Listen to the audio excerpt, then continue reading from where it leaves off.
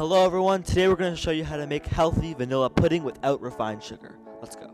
Alright, to start off we got a saucepan and we're going to add 2 cups of whole milk to it. You can use any milk of your choice.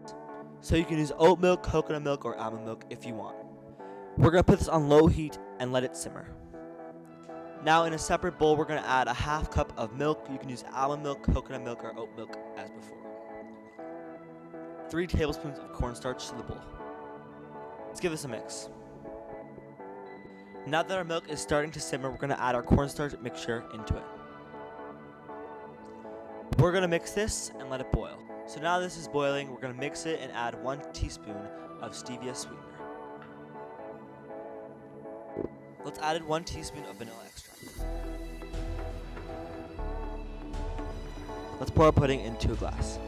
Let's pop this in the fridge for 30 minutes or until it is cooled down. Please consider subscribing to help us hit 500 subscribers, which is our summer goal. Alright everyone, we appreciate you watching today's video. Catch us tomorrow for another video. We're almost done our 30-day posting challenge, so we'll see you tomorrow. Bye.